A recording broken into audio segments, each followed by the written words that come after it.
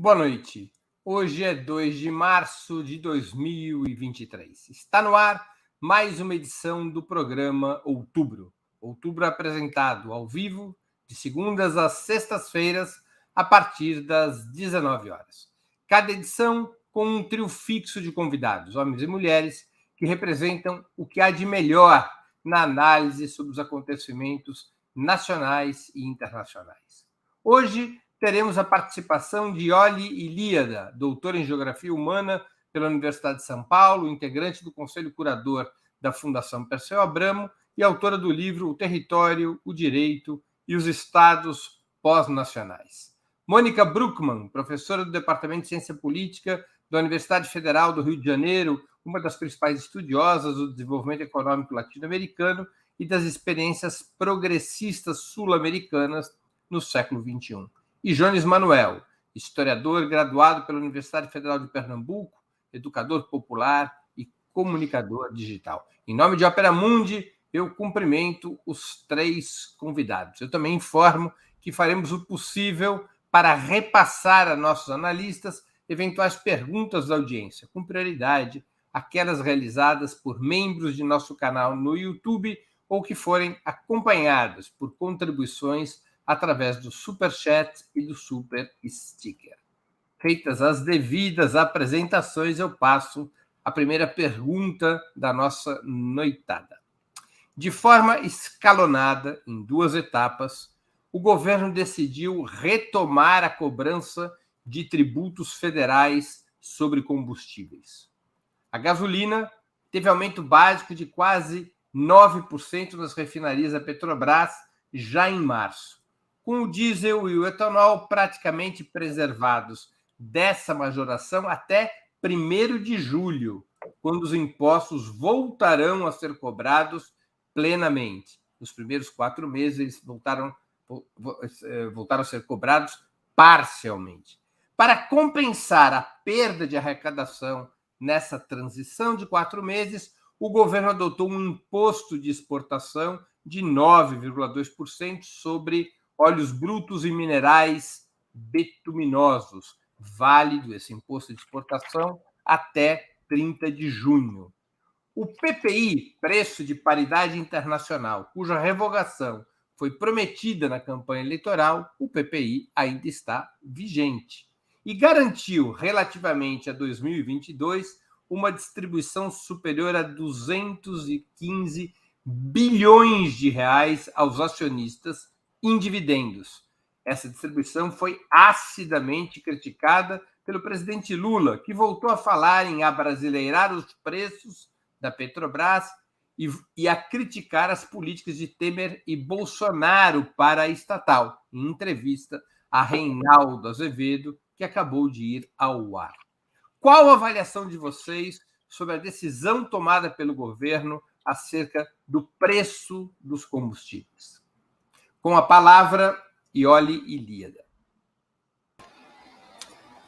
Bom, boa noite, Breno, Mônica, Jones, boa noite a quem nos assiste. Mais uma vez, um prazer estar com vocês.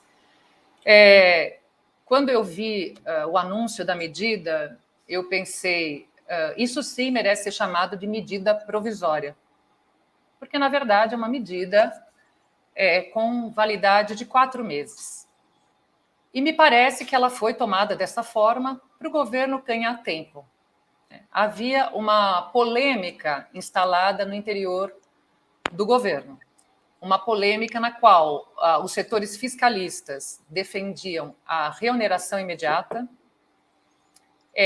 parcelas mais à esquerda do PT, do movimento, a própria presidenta do PT, Gleisi Hoffmann, verbalizou isso, defendiam que não houvesse nenhuma reoneração e que, num sentido contrário, o PT já anunciasse, o governo já anunciasse medidas na direção justamente daquela promessa do governo Lula, que foi uma das poucas coisas que o governo verbalizou com muita clareza em distintos espaços durante a campanha e que ele traduziu, à la Lula, nessa palavra de ordem de abrasileirar os preços, justamente fazendo uma crítica ao PPI, que faz com que, como todo mundo sabe, né, a política de paridade de preço de importação faz com que, independentemente do petróleo ser produzido aqui a custos, inclusive, baixos, mais baixos do que no mercado internacional, os preços praticados pela Petrobras respondem a algo chamado de política de preço internacional, que nem existe, né? Quer dizer, enfim, hoje, depois a gente pode falar mais sobre isso, mas há uma média do que ele é vendido no mercado, que, por sua vez, também está subordinado às variações, às flutuações no dólar. Então, a gente paga, resumindo, o brasileiro paga a gasolina como se ele estivesse importando, paga o petróleo e como se ele tivesse, aliás, paga a gasolina como se ele estivesse importando o petróleo. Havia essa polêmica instalada e a solução foi meio salomônica, né? Então, cortaram o bebê ao meio. Então, nem vamos reonerar totalmente, nem vamos manter totalmente a desoneração. O que eu achei pior disso tudo foi a forma como foi anunciada. Quer dizer, na entrevista coletiva em que isso foi anunciado, e estavam presentes o Haddad e o Silveira, Alexandre Silveira, ministro das Minas e Energia, foi muito ruim, porque ela foi toda pautada na lógica de mostrar, mais uma vez, ao mercado, ao chamado mercado, que o governo estava comprometido, sim, com o equilíbrio das contas, que nenhuma medida ali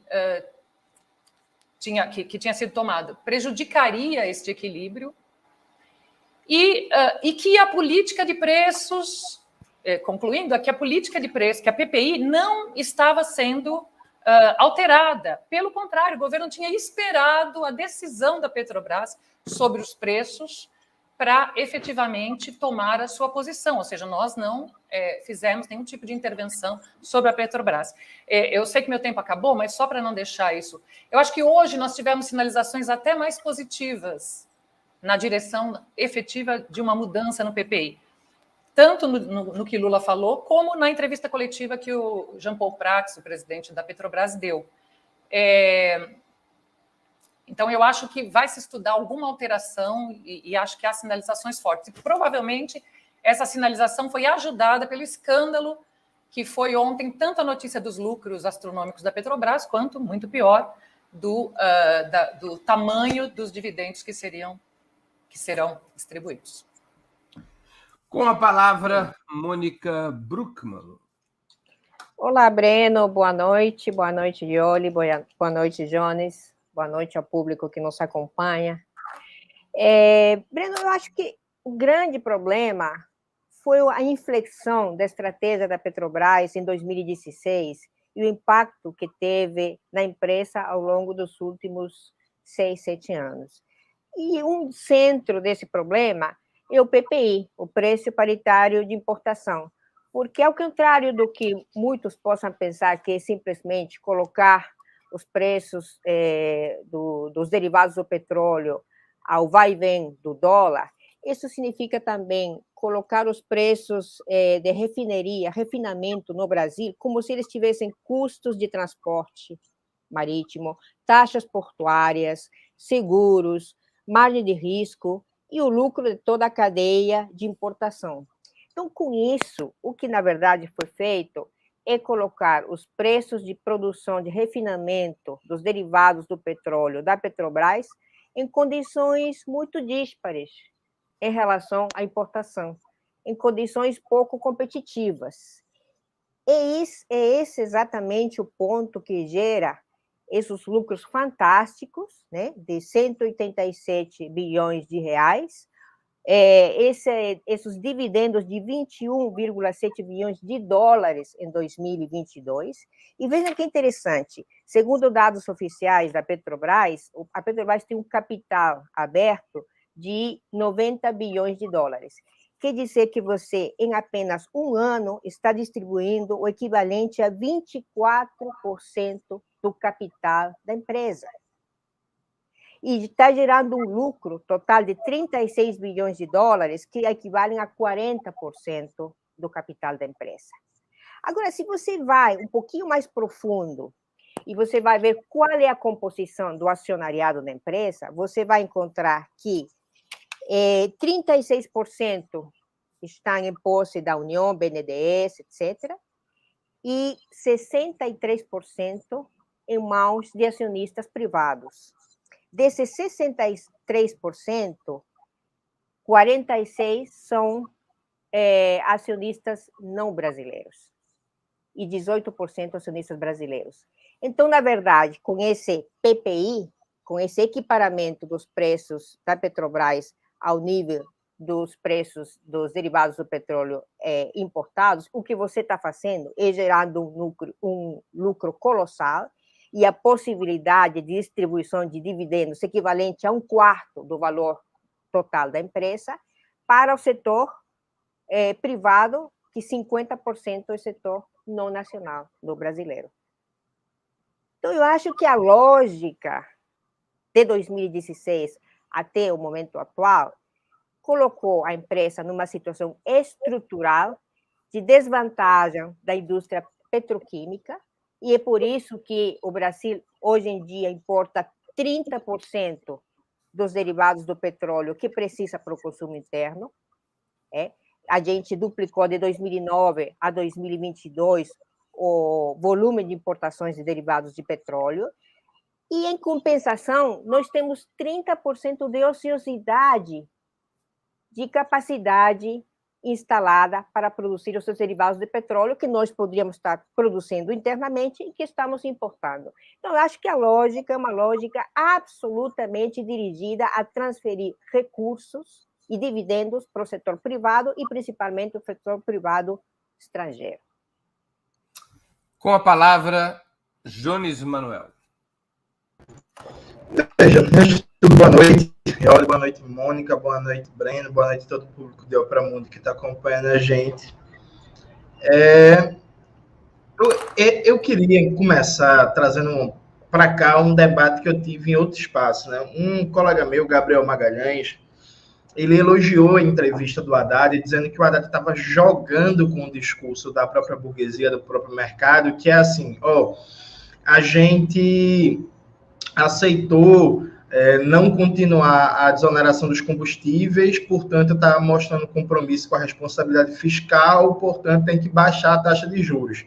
Então, a forma como o governo atuou nesse ponto seria uma tentativa de usar o discurso da própria Faria Lima contra ela mesma. Eu acho que a gente tem que começar tendo uma premissa que é o governo Lula, por se propor a ser um governo que vai reconstruir algumas políticas públicas destruídas nos últimos anos, ele necessariamente vai ter crescimento do investimento público. No discurso liberal de austeridade, todo o crescimento do investimento público é sinal de irresponsabilidade fiscal, portanto, justificativa para terrorismo econômico, para manter taxa de juros nas alturas, para as agências de risco fazerem pressão e por aí vai.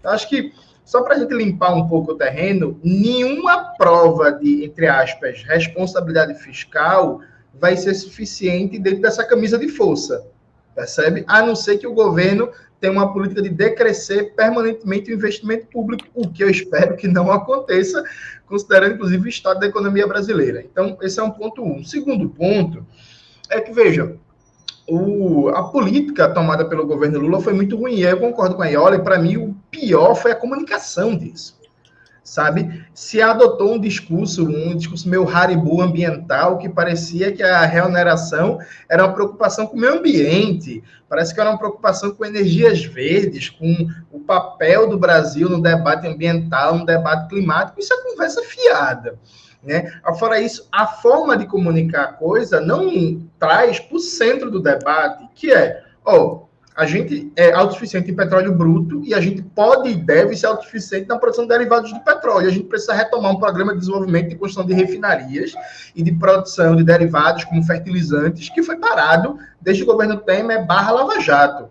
Então, toda a comunicação do governo Lula, se for esse o objetivo, deveria focar nisso. O problema central, que do governo Temer para cá, foi sendo desmontada a capacidade do país de ser autossuficiente em derivados do petróleo, considerando que a gente tem a matéria-prima dos derivados do petróleo, que é o petróleo bruto. Então, aqui é o centro do debate, aqui é o centro do problema. E o ministro Fernando Haddad deu uma declaração horrível, e aí foi publicada até pelo Brasil 247, que é dizendo assim, nós somos importadores de derivados do petróleo, por isso nós temos que nos preocupar por manter uma política com o PPI. Parece que a gente ser importador de derivados do petróleo é uma política escolhida por Deus, né? Jesus Cristo, Buda, Xangô, Alá, e não uma determinação de política econômica estabelecida desde o golpe do Michel Temer para cá, né? Então, muito ruim, péssimo, lamentável, só não é pior que a defesa do Vasco. Vamos a mais uma questão. O ministro Alexandre Silveira, das Minas e Energia, indicou diversos nomes para o Conselho de Administração da Petrobras, a ser eleito em Assembleia Geral, diversos nomes que defendem interesses e pontos de vista favoráveis ao atual modelo de governança da empresa, estabelecido em 2016, como alguns de vocês já comentaram, e que privilegia a distribuição de dividendos aos acionistas. A presidenta do PT, vou pedir para aparecer o início da matéria, a presidenta do PT, Gleisi Hoffmann, protestou em termos duros contra o ministro, em uma entrevista ao site Metrópolis, acusando-o de favorecer um estelionato eleitoral por essas indicações que ele estava fazendo, que ele havia feito.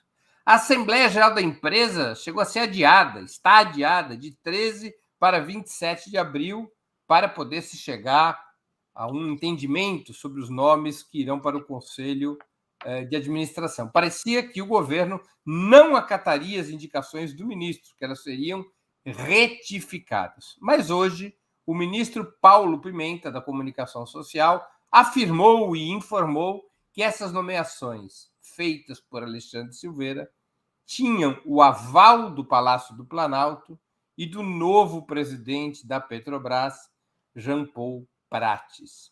Afinal, na opinião de vocês, o que representam esses conflitos, esses vai e vens em relação ao controle da principal estatal brasileira? Com a palavra, Mônica Bruckmann. Eu acho que o que está em disputa aí é uma visão de desenvolvimento, em última instância. A Petrobras é uma empresa que é vista como promotora de desenvolvimento, e olha que já lá atrás, em 2014, a Petrobras era responsável por mais ou menos 13% do PIB brasileiro. Hoje em dia, não chega a 4%. Teve uma diminuição importante. Por quê? Porque a política e estratégia da Petrobras, de 2016 em adiante, centrou-se na produção de petróleo cru. 83% dos investimentos, que foram diminuindo, aliás, ao longo dos últimos anos, eram para a produção de petróleo cru. E apenas 9% para a indústria petroquímica, que foi sendo desmontada sistematicamente. Então, aí a pergunta que a gente se faz é: a Petrobras é realmente um instrumento de desenvolvimento ou é um instrumento de criação de lucros colossais para ser transferidos para o setor especulativo? E setor especulativo maioritariamente estrangeiro. Eu acho que a questão de fundo, em última instância, é isso, é a visão que se tem sobre a Petrobras, porque a reativação da indústria petroquímica não só significa soberania energética para o Brasil, a possibilidade de produzir os derivados de petróleo que o Brasil precisa para consumo interno, e, portanto, os preços do petróleo não estarão atrelados a um cálculo fictício de importação, nem ao vai e vem do dólar, mas aos custos reais de produção. Nós temos, como diz Jonas, matéria-prima para isso. Nós temos as reservas do pré-sal que são gigantescas e que poderiam perfeitamente ser o suficiente para produzir todos os derivados do petróleo que o Brasil precisaria para o consumo interno. Ou a gente vai manter essa política de encolhimento dos investimentos para o setor petroquímico, de capacidade de refino ociosa, que vai se destruir em breve se a gente não coloca em funcionamento, e uma dependência de fatores externos para uma questão que é fundamental, porque, veja, quando você fala de gasolina, de diesel, de etanol, você está falando do principal elemento causador do processo inflacionário. Então, tem esse efeito econômico também, e esse efeito econômico que é sentido pela população brasileira diretamente. Então, eu acho que é uma questão de visão em relação a Petrobras e seu papel no desenvolvimento do Brasil. Mônica, você ainda tem um tempinho.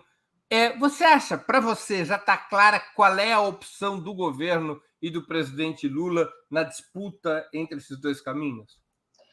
Olha, eu acho que a oneração, a recolocação da oneração do negócio do petróleo está correta. Eu acho que a posição ainda, pelo que a gente vê através dos jornais, está não temos uma posição clara, mas se a gente mantiver o imposto para a exportação do petróleo, qual é a consequência econômica natural disso? Que você vai promover a indústria nacional. Você vai equiparar as condições e a produção nacional vai acabar sendo promovida com uma série de vantagens. Geração de emprego. Olha, o setor petroquímico perdeu 50% da mão de obra nos últimos 6 anos. Vai diminuir de maneira geral e sustentada o preço dos derivados do petróleo para o consumo interno, etc. Mas eu acho que essa postura ainda está em disputa porque os interesses são gigantescos, Breno. Olha, nós temos 30% pelo menos do consumo de derivados do petróleo importados. Sabe de onde se importam principalmente os derivados do petróleo? Na média, os diferentes produtos derivados do petróleo, 74% desses derivados do petróleo são importados dos Estados Unidos. E quando a gente fala da composição do capital, do acionariado da Petrobras, dos acionistas não brasileiros, 20% é diretamente a Bolsa de Nova York. São ações negociadas na Bolsa de Nova York. Então, eu acho que a gente vai entendendo qual é a lógica do processo de maneira mais geral, né? Jones Manuel, com a palavra. Veja, eu acho que é muito difícil saber qual é a lógica do presidente Lula, porque até agora o Lula assumiu um papel de uma espécie de animador do debate. Então, o Lula, enquanto presidente, tem sido um ótimo palestrante, né? O que deveria ser um governo de esquerda. As falas de Lula têm sido ótimas, inclusive. Em vários momentos, dá até uns lampejos de Hugo Chávez no Lula, e ele fala coisas maravilhosas. Agora, há uma desconexão entre o que o Lula fala e o que seus ministros vêm operando, né? Isso acontece na política econômica, isso acontece na política social. O ministro Wellington Dias, todo mundo achou bonito, anunciou um corte de quase 2 milhões de pessoas do Bolsa Família, dizendo que tinha erros de cadastro, duplicação, fraudes, mas pelo amor de Deus, pô. Se a pessoa é de baixa renda, aí por causa de uma desorganização da política pública do Bolsonaro, uma política de esquerda não é sair cortando, não. Sim, isso não faz sentido, especialmente considerando que a gente não está no cenário de reativação firme do emprego nesse momento. Enfim, então há uma desconexão entre a política prática tocada pelos ministros e o discurso do presidente Lula. O presidente Lula, durante a campanha, falou muito da Petrobras. Quando ele veio para Recife aqui no segundo turno, lá eu estava, inclusive, no palanque, próximo dele, ele passou quase 5 minutos falando da Petrobras, tem que acabar o PPI, o papel da Petrobras, a campanha Petróleo é Nosso, e por aí vai. O encaminhamento, porém, primeiro, o presidente da Petrobras escolhido, né? O John Paul Prats, ele não tem um histórico de defensor da Petrobras. Ele tem, inclusive, um histórico privatista e um histórico muito ruim de debate sobre o papel da Petrobras na economia brasileira. Foi a favor da quebra do monopólio do petróleo, do governo FHC, e por aí vai. Inclusive, a APET, a Associação dos Engenheiros, né, da Petrobras, lançou uma nota sobre o Jean Paul muito boa, mostrando o histórico dele é muito problemático. A política agora, esse imbróglio da indicação dos conselheiros da Petrobras, aí fica uma questão que se a gente acredita ou não na palavra do Lula, porque o Lula acabou de dar uma entrevista para o trotista Reinaldo Azevedo, dizendo que no governo tudo quem decide é ele, tudo quem manda é ele. O Lula acabou de dizer, pode ter discussão disso, daquilo, mas tudo no meu governo quem decide sou eu. Então, assim, sabe, eu não acredito, de verdade, assim, eu não acredito que o ministro de Minas e Energia iria dar um golpe no governo para escolher uma lista de conselheiros à revelia da política do governo.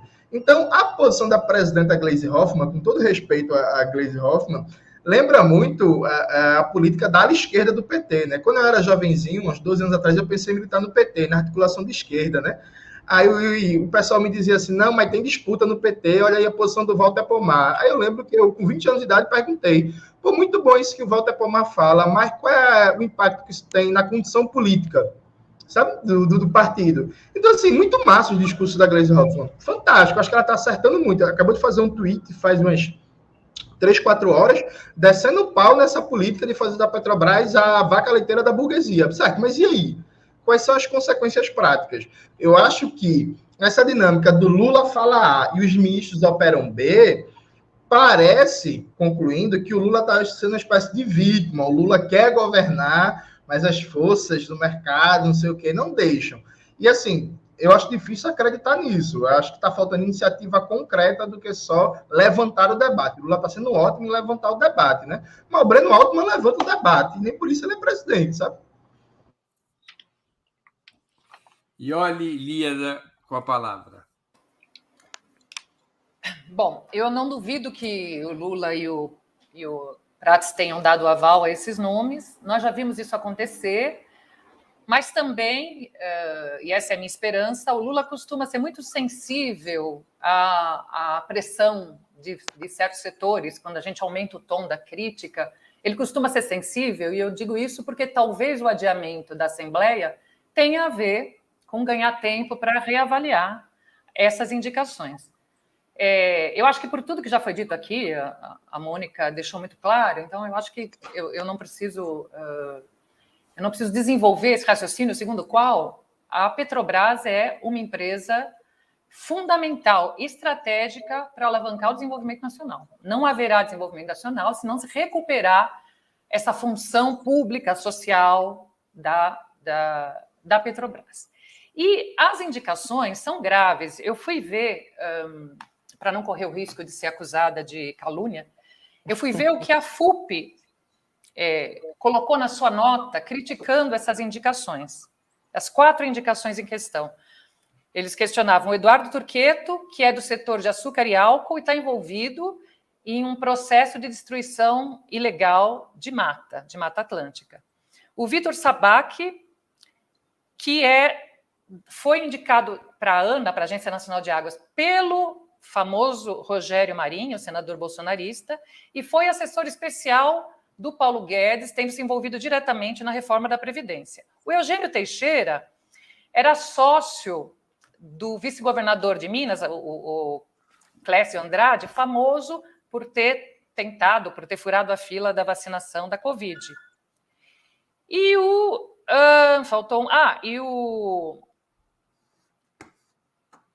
o Pietro Mendes, que foi secretário adjunto do ex-ministro Adolfo Saxida, ministro de Minas e Energia do governo passado. Então, nós não estamos falando de qualquer coisa, né? Nós estamos falando de nomes que não só não são de esquerda, não só não são comprometidos com uma visão desenvolvimentista, mas alguns deles são bolsonaristas de carteirinha.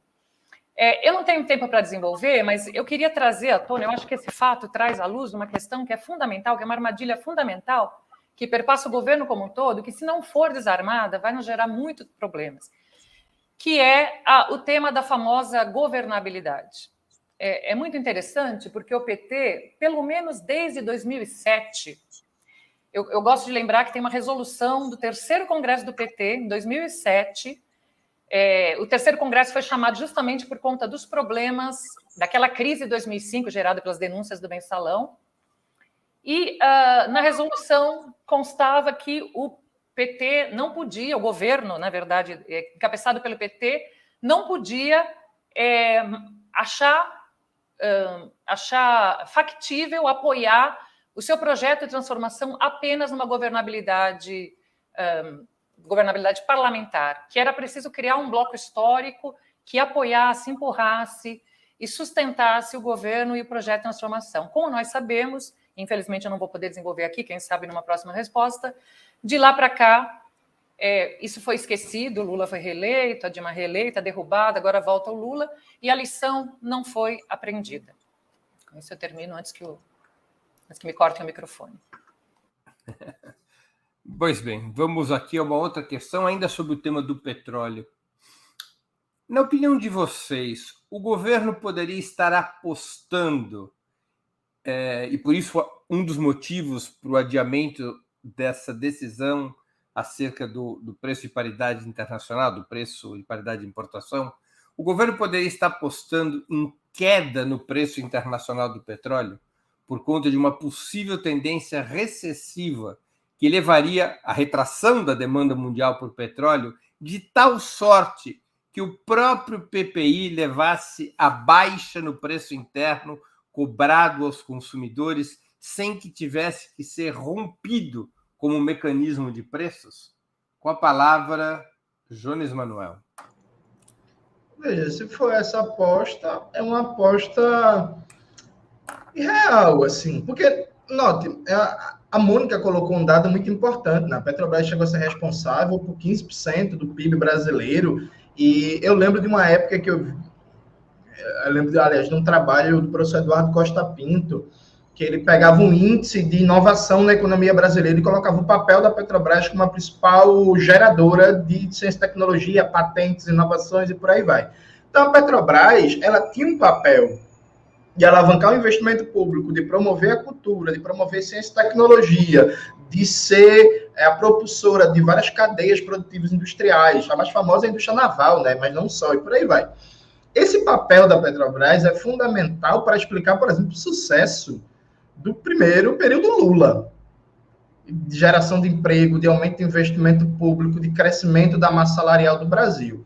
Então, a questão do PPI, ele é parte de um debate maior sobre o papel da Petrobras na economia brasileira e na estratégia de desenvolvimento, percebe? Então, veja, desmontar o PPI seria parte de uma ofensiva para recompor o papel da Petrobras como mola propulsora de uma política de desenvolvimento nacional, de uma economia voltada para os interesses da classe trabalhadora. Você tem a venda da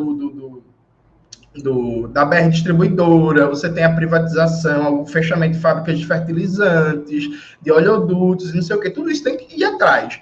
A ideia de manter o PPI, não, porque no mercado internacional você tendencialmente vai ter uma queda no preço do petróleo, dá para reduzir, veja, até dá. Acho que, inclusive, essa não é nem a questão estrutural. Eu não duvido que dê para, dentro dessa política, reduzir um pouco o preço. Agora, isso é arriscado, porque, especialmente num cenário de instabilidade cada vez maior, de guerra da Ucrânia, de escalada da ofensiva militar dos Estados Unidos contra a Rússia, contra a China, querendo cercar cada vez mais Taiwan, intensificação dos conflitos de Israel com o governo Netanyahu e por aí vai, assim, é uma jogada arriscada, né, porque a escalada de conflitos militares tem impacto direto no preço do petróleo, então a baixa que pode ser rapidamente revertida com uma troca de mísseis entre Israel e Irã, sei lá, alguma coisa desse tipo. Isso não toca no ponto central, né? O professor Guilherme Estrela, que é uma autoridade nacional muito importante no debate sobre a Petrobras, ele tem uma entrevista na revista Ópera, que eu acho muito bom, que é sublinhar, veja, quando a gente fala da Petrobras, a gente está pensando necessariamente em um projeto de Brasil. Então, a política que se faz para a Petrobras diz fundamentalmente sobre a política que se quer para o Brasil, do projeto de país, né? E o ministro Haddad, a ministra Simone Tebet e o Jean Paul, que inclusive saiu agora há pouco a entrevista na Folha de São Paulo dele, falando de manter a PPI, eles mostram que não tem compromisso nenhum com a política realmente soberana que enfrenta a dependência e o subdesenvolvimento, alterando o papel do Brasil na economia mundial, porque é aí onde a coruja dorme e é aí onde parece não ter disposição desse governo para comprar esse enfrentamento, né? E olha, Ilíada, com a palavra. Enfim, se for essa aposta, é uma aposta de um risco absurdo. Eu não quero acreditar nisso, porque você está jogando com variáveis que você não controla. E, além disso, isso resolveria o problema por quanto tempo? Como disse o Jones, não é nada mais instável do que o cenário internacional. Então, né? Eu tenho a impressão, eu comecei na minha primeira resposta a dizer que hoje eu tinha ficado um pouco mais otimista, então eu quero, inclusive, explicar por quê. Porque eu sei, é verdade, que quem diz que o Lula tem verbalizado posições mais à esquerda, tem sido porta-voz de posições mais corretas e à esquerda, mas não necessariamente o governo tem sinalizado na mesma direção. Mas o Lula hoje, no lançamento do Bolsa Família, no discurso final, que falou muito pouco, muito rapidamente, ele usou uma parte importante para criticar a política da Petrobras, a política de lucros, dividendos, que acaba não convertendo, inclusive, parte dos lucros em reinvestimento. Disse que... vou até pegar aqui para não... disse que precisa... Ele estava falando do Bolsa Família, então é uma fala correta desse ponto de vista. Olha, o Bolsa Família é importante, mas nós precisamos, para realmente resolver o problema das camadas populares, nós precisamos gerar empregos. Para gerar emprego, precisa ter investimento. Se o setor privado não investe, o setor público deve investir. E termina com uma fala que, enfim, as empresas brasileiras, os bancos brasileiros vão ter que pensar daqui por diante nesse país, primeiro nesse país e depois nos seus lucros e nos seus acionistas. E vai ser assim daqui para frente. Tudo bem, claro, é um discurso inflamado e tal. Mas me deu a impressão de que ele está convencido de que precisa haver algum tipo de intervenção grande na Petrobras. Eu falei da entrevista do Prats, eu não li a entrevista, eu confesso que não li porque não tive tempo, então eu peguei repercussões dela. O Prats tem razão, Jones, vem de um histórico que não era um histórico, inclusive, de defesa do fim do monopólio, né? Da abertura da Petrobras ao mercado, etc, etc. Ele migrou, aparentemente, né? Ele migrou para posições mais próximas das posições do PT, no qual ele ingressou, salvo engano, em 2013, enfim. Então, né? Eu não estou aqui defendendo, eu estou dizendo que ele... E imagino que tenha sido por isso que o Lula o indicou, sob críticas de certos setores do movimento petroleiro, mas com o aval de outros. Mas, para concluir, o que ele disse... insisto, eu não vi a entrevista, é uma pena, mas o que ele disse do que eu apurei, ele fez uma crítica à PPI, dizendo que a PPI era uma abstração, que está correto, a PPI era uma abstração, e que era perfeitamente possível pensar numa outra política. Ele não definiu qual era, e o próprio Haddad teria dito que o Ministério da Economia ia colocar quadros à disposição no Ministério das Minas e Energia para pensar nesses 4 meses, que é a duração da medida provisória, a pensar uma nova política.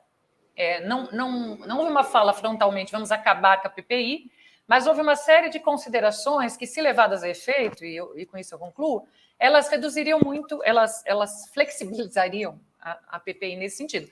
Por enquanto é só uma esperança, eu estou me agarrando nessa esperança, né? Mas eu acho que é importante a gente, inclusive, pressionar nessa direção, porque sem isso, de fato, o Brasil, como disse o Lula, não vai resolver o problema deste país. Mônica Bruckmann com a palavra. Breno, eu acho que ir nessa linha seria colocar o Brasil numa situação de extrema vulnerabilidade. Porque o que a gente tem que entender é que a PPI, os preços paritários de importação, são um mecanismo de falácia.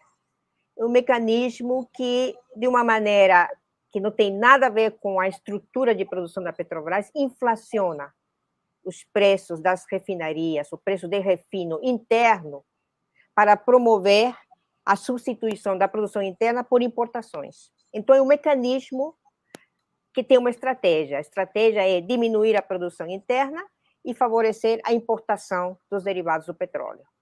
A segunda questão, e isso está muito claro no plano estratégico da Petrobras, aprovado no governo anterior, em novembro de 2022, é colocar todas as fichas na produção e na extração do petróleo.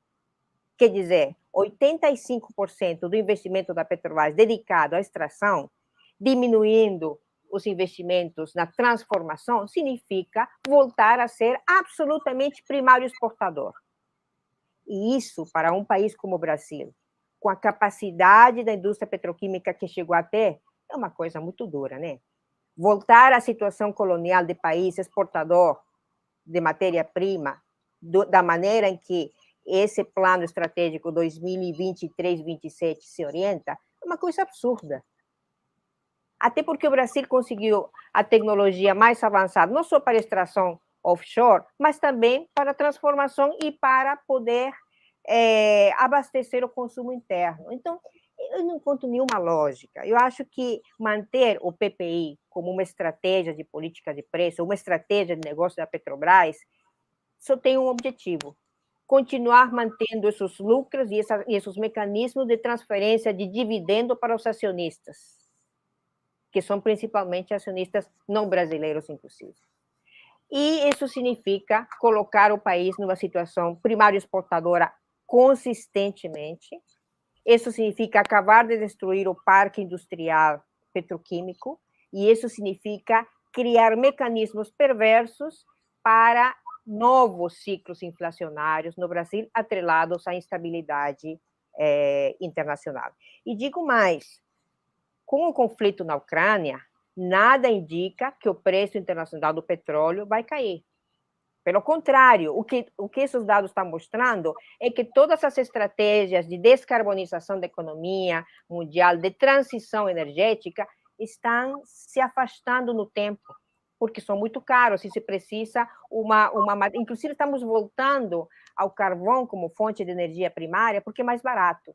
Então, o ciclo da energia fóssil ele está se alongando a partir de alguns elementos da conjuntura internacional. Então, nada indica que o preço do petróleo vai diminuir. Então, acho que é um cálculo errado e é uma política que vai colocar o país numa situação de extrema vulnerabilidade e numa situação de fortalecimento da sua condição primária exportadora.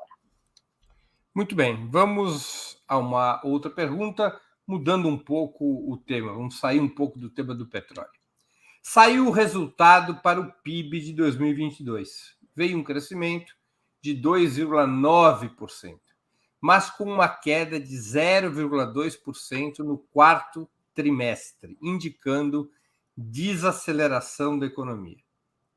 Com a taxa de juros em 13,75%, em termos reais, praticamente 8% acima da inflação, e forte pressão do mercado por ajustes fiscais, com cortes nos gastos públicos, o governo tem instrumentos para impedir que o país entre em mais um ciclo recessivo que poderia comprometer a popularidade do governo Lula e as eleições municipais de 2024? Ou seria a hora de medidas mais audaciosas para interromper as políticas liberais dos últimos 7 anos? Com a palavra, Iole Ilíada. Bom, quero começar dizendo que esse crescimento do PIB foi muito provavelmente possível, esse pequeno crescimento, né? Porque nós partimos de uma base que já tinha encolhido nos últimos anos, foi possível, em parte, pela demanda reprimida dos anos de pandemia, tanto é que o crescimento mais significativo é no setor de serviços, notadamente no turismo, no lazer e turismo. Então havia uma demanda reprimida. Com o fim da pandemia, as pessoas saem para consumir, né? Certos setores da sociedade saem para consumir mais, enfim, isso implicou um certo impulso de crescimento e parte também, e essa é a grande ironia, pelas políticas de expansão de gastos promovidas pelo governo Bolsonaro, ainda que com fins eleitoreiros, né? Mas ele... e aí tem os auxílios dados, tem liberação do fundo de garantia, antecipação da aposentadoria, enfim, uma série de medidas que acabaram jogando dinheiro, né, na economia e, de alguma forma, estimulando algum consumo e com todos os reflexos na cadeia produtiva que isso propicia. Então, essa é a primeira observação. Agora, a desaceleração no último trimestre acende essa luz amarela para o Lula, que, na verdade, já era mais ou menos esperado, né? E, por isso, me preocupa muito, eu fico até constrangida de criticar de novo o Haddad, né? sim, porque o Haddad é um bom companheiro, é um cara bacana, honesto, bem intencionado, mas voltando ao anúncio que ele fez sobre a reoneração parcial, ele repete novamente aquilo que ele imagina que é o papel do Ministério da Economia neste ano.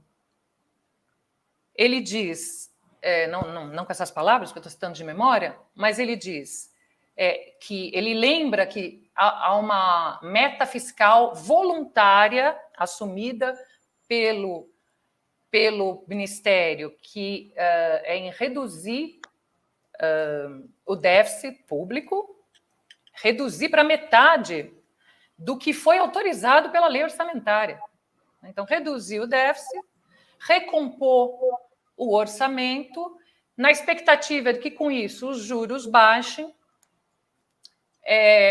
e se crie um ambiente de confiança maior neste ano, ele disse isso, neste ano, para pavimentar o terreno para que, de fato, a partir do ano que vem, com as contas equilibradas, o governo possa o país possa voltar a crescer, ter um plano de crescimento mais consistente. Isso é assustador, e pena que meu tempo acabou, mas nós sabemos da emergência da situação da população brasileira, principalmente os setores mais debilitados economicamente.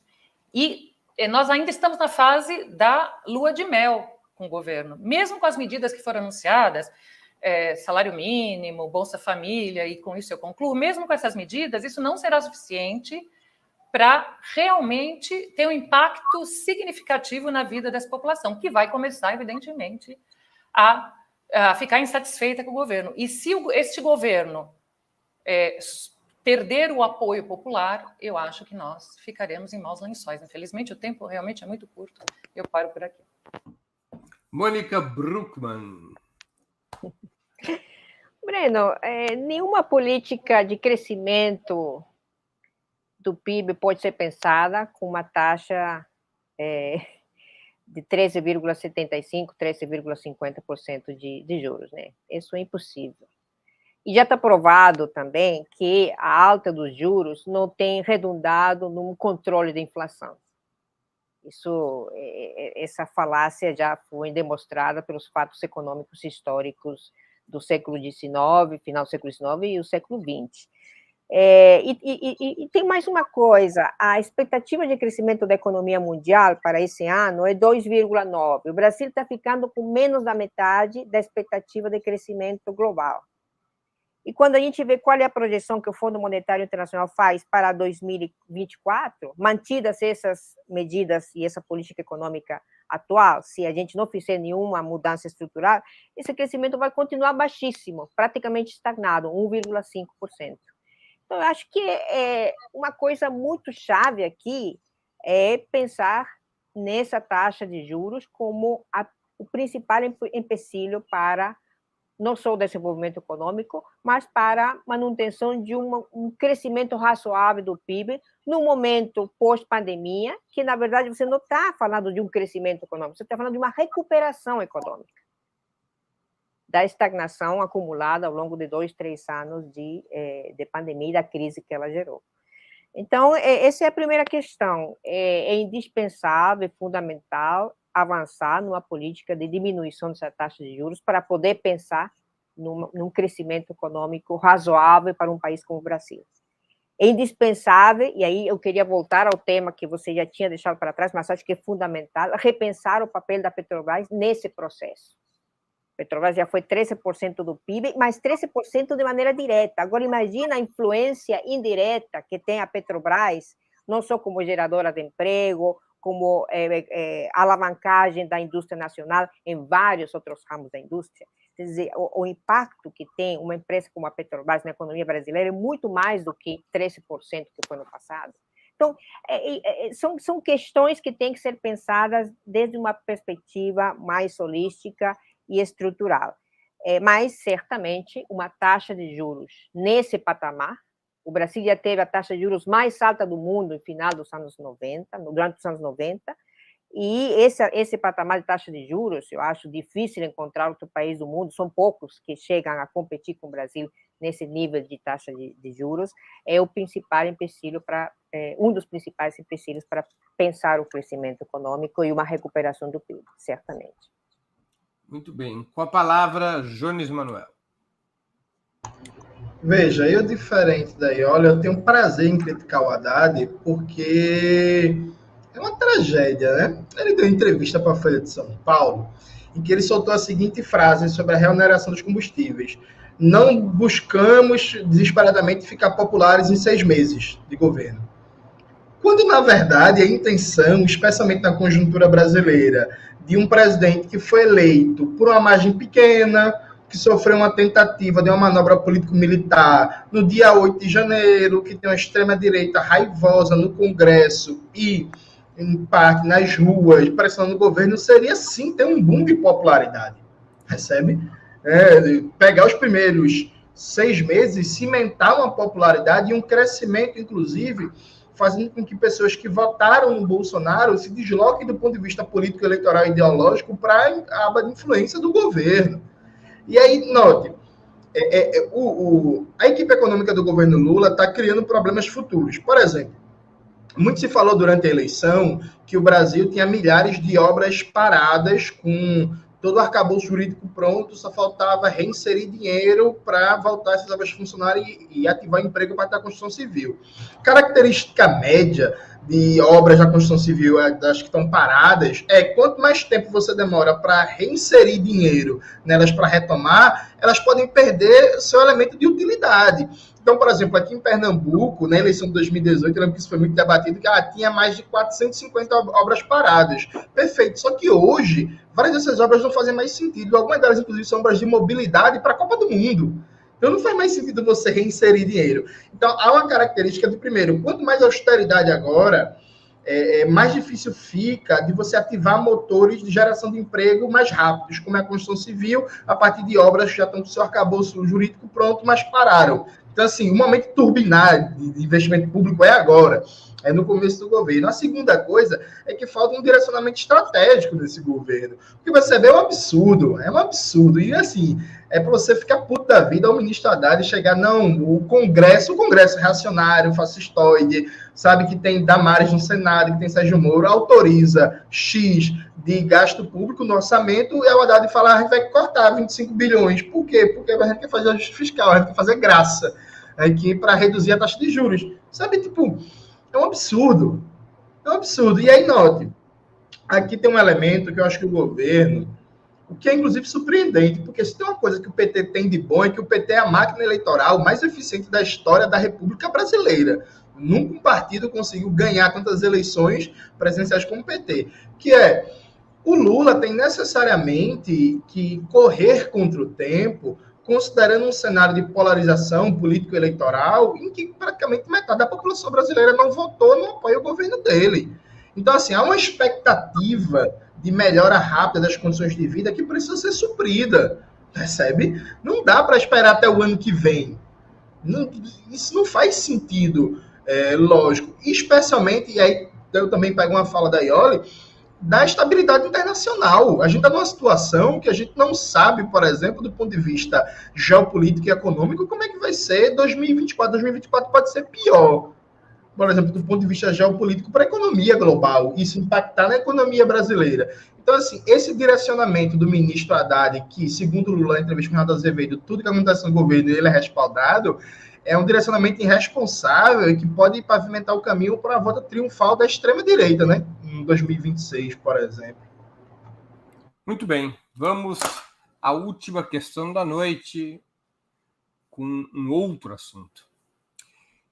No mesmo dia em que o presidente Lula realizou uma videoconferência com Volodymyr Zelensky, presidente da Ucrânia, o presidente Lula tweetou sua conversa com Volodymyr Zelensky, está nas redes sociais do presidente da República.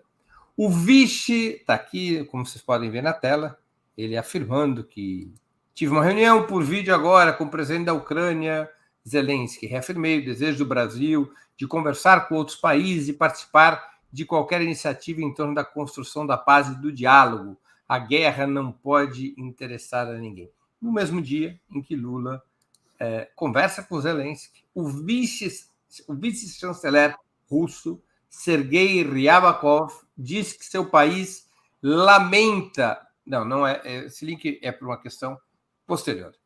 O vice-chanceler russo, Sergei Ryabakov, diz que seu país lamenta o voto do Brasil na ONU e também afirma que a mediação pela paz não é necessária. Além disso, no documento que está sendo preparado para a reunião do G20, Rússia e China se recusaram a assinar esse documento porque ele exigiria a retirada da Rússia de todos os territórios internacionalmente reconhecidos da Ucrânia, enquanto o Brasil se dispõe ou se disporia a assinar tal documento. Essa matéria já foi publicada pela imprensa portuguesa.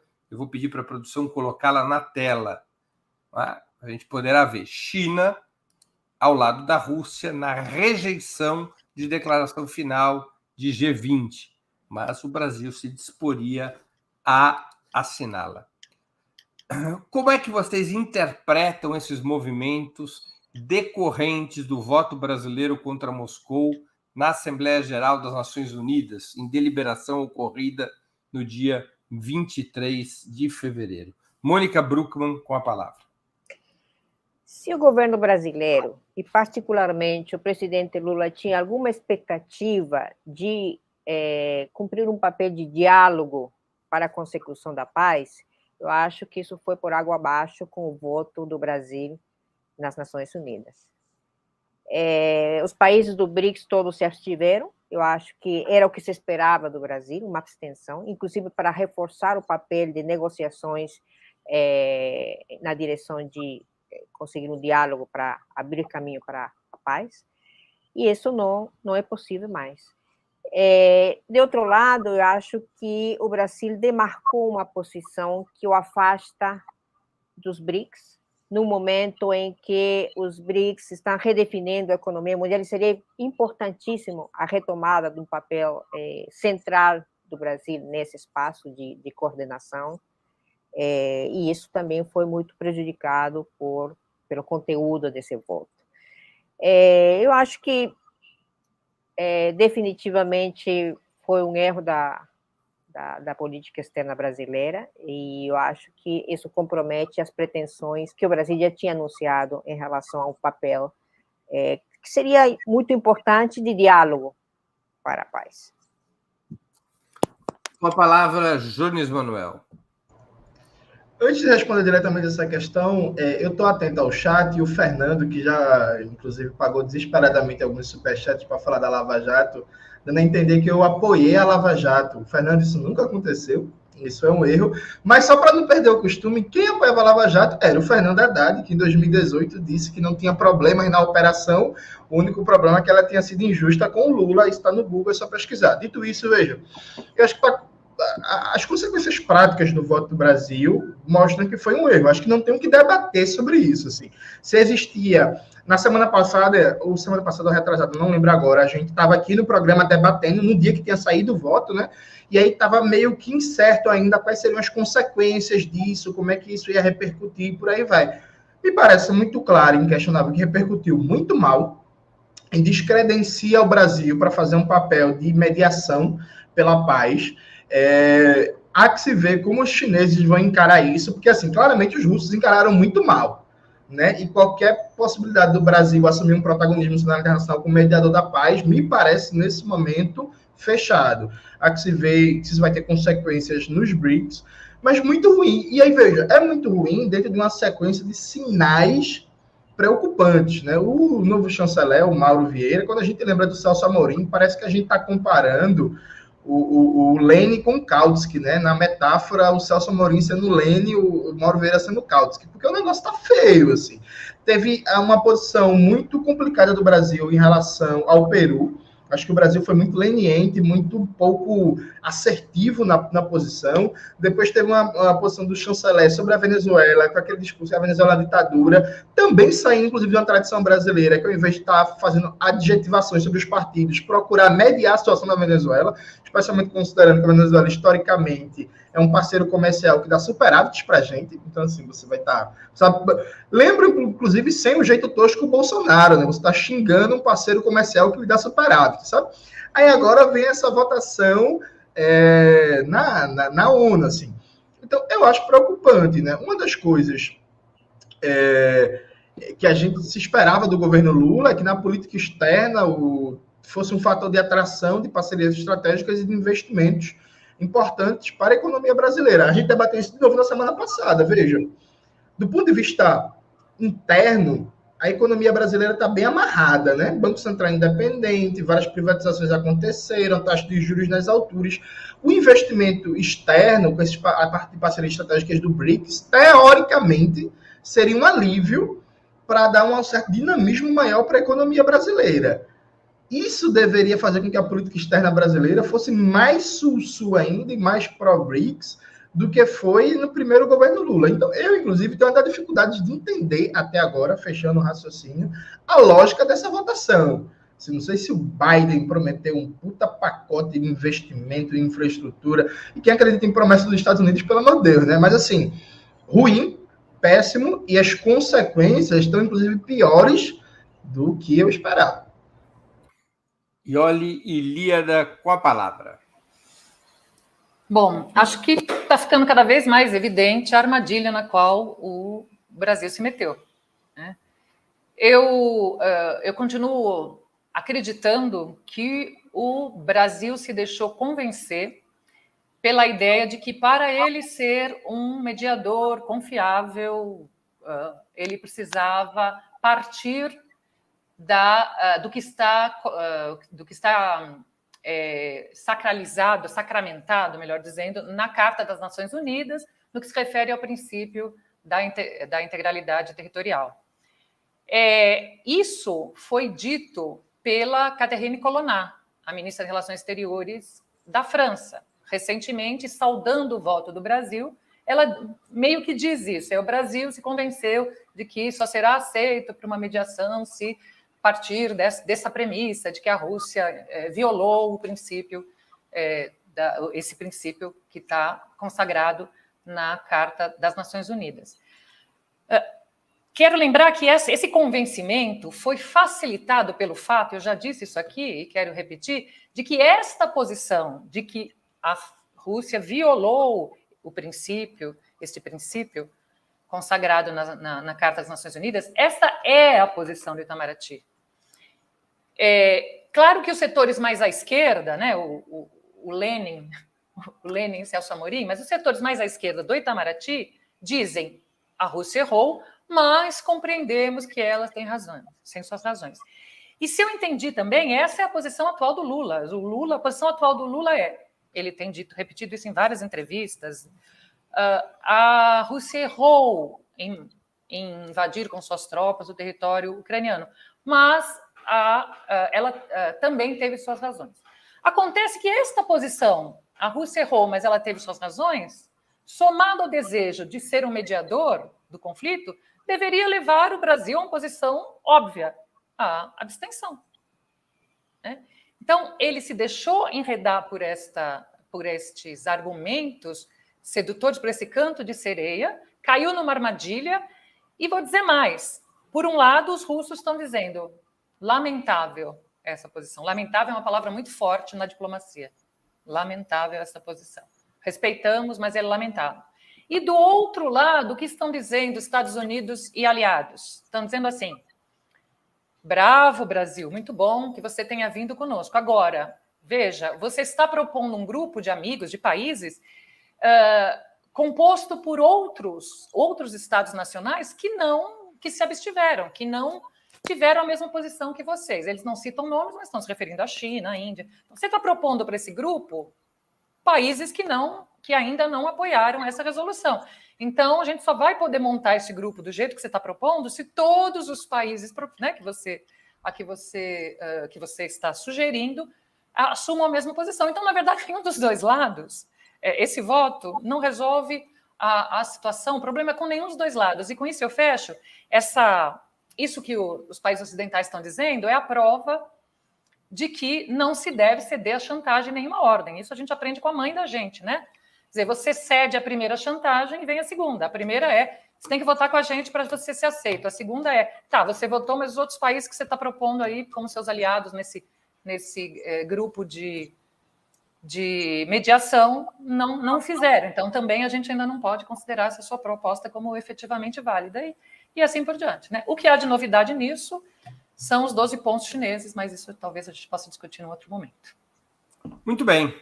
Chegamos ao final de mais uma edição do programa Outubro. Eu conversei hoje com Iole Ilíada, Mônica Bruckmann e Jones Manuel. Muito obrigado aos convidados, às convidadas, ao convidado e à audiência. Boa noite, boa sorte a todos e a todas. Boa noite.